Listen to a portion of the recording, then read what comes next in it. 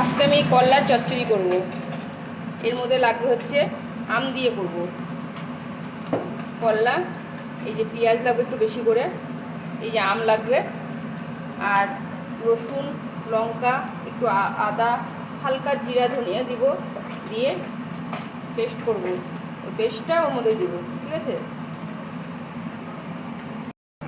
এবার করলাটা আমি লাল করে ভেজে নেব। লাল করে ভেজে নিয়ে তারপরে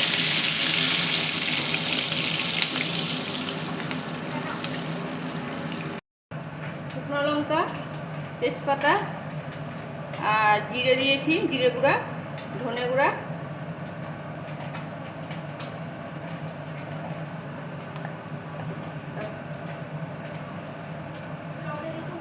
এই যে রসুন দিয়ে দিলাম,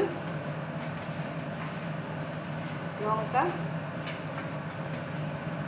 একটু পেঁয়াজ দিয়ে দিব, এবার পেস্ট করে নেব।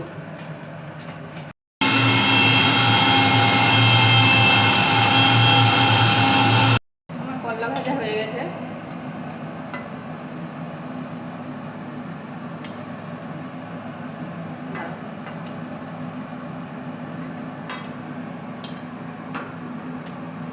এবার এর মধ্যে দিব কালো জিরা, শুকনো লঙ্কা, তেজপাতা, গরম মশলা। গরম হয়ে গেছে, মশলাটাও গরম হয়ে গেছে, ফুটে গেছে। এবার যে আমি পেঁয়াজটা দিয়ে লাল করে ভেজে নেব। ভেজে নেওয়ার পরে আমি মশলাটা দিব, ঠিক আছে। আমটা একটু পেঁয়াজটা ভাজা হয়ে গেলে তবে আমটা দিব। আমটা একটু নেড়ে চেড়ে মশলাটা দিয়ে দিব। করলাটা একটু বেশি করে না ভাজলে তেতো লাগবে, ওই জন্য লাল করে ভেজে নিতে হবে। লাল হয়ে গেছে, হলুদ দিয়ে দিব, লবণ দিয়ে দিব পরিমাণ মতো।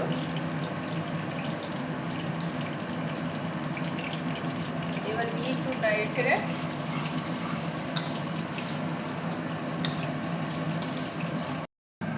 পেঁয়াজ ভাজা হয়ে গেছে।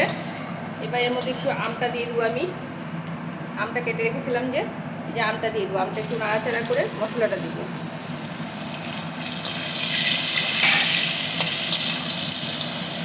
মশলাটা দিয়ে মশলাটা পুরো ভাজা হবে, তারপরে করলাটা দিব।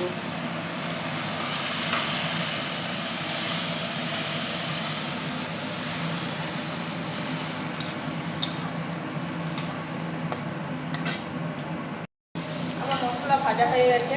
এই চচ্চড়ি করলাটা দিয়ে দিব।